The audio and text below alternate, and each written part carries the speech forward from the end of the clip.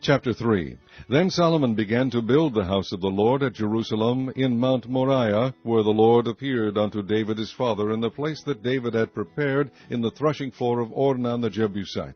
And he began to build in the 2nd day of the 2nd month, in the 4th year of his reign. Now these are the things wherein Solomon was instructed for the building of the house of God. The length by cubits after the first measure was 60 cubits, and the breadth 20 cubits. And the porch that was in the front of the house, the length of it was according to the breadth of the house, 20 cubits, and the height was 120, and he overlaid it within with pure gold. And the greater house he sealed with fir tree, which he overlaid with fine gold, and set thereon palm trees and chains. And he garnished the house with precious stones for beauty, and the gold was gold of Parvaim. He overlaid also the house, the beams, the posts, and the walls thereof, and the doors thereof with gold, and graved cherubims on the walls. And he made the most holy house, the length whereof was according to the breadth of the house, 20 cubits, and the breadth thereof 20 cubits, and he overlaid it with fine gold, amounting to 600 talents. And the weight of the nails was 50 shekels of gold, and he overlaid the upper chambers with gold.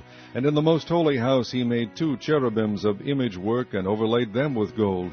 And the wings of the cherubims were 20 cubits long. One wing of the one cherub was 5 cubits, reaching to the wall of the house, and the other wing was likewise 5 cubits, reaching to the wing of the other cherub. And one wing of the other cherub was 5 cubits, reaching to the wall of the house. And the other wing was 5 cubits also, joining to the wing of the other cherub. The wings of these cherubims spread themselves forth 20 cubits, and they stood on their feet, and their faces were inward. And he made the veil of blue and purple and crimson, and fine linen, and wrought cherubims thereon. Also he made before the house 2 pillars of 30 and 5 cubits high. And the chapiter that was on the top of each of them was 5 cubits. And he made chains as in the oracle, and put them on the heads of the pillars, and made 100 pomegranates, and put them on the chains. And he reared up the pillars before the temple, one on the right hand, and the other on the left, and called the name of that on the right hand Jachin, and the name of that on the left Boaz.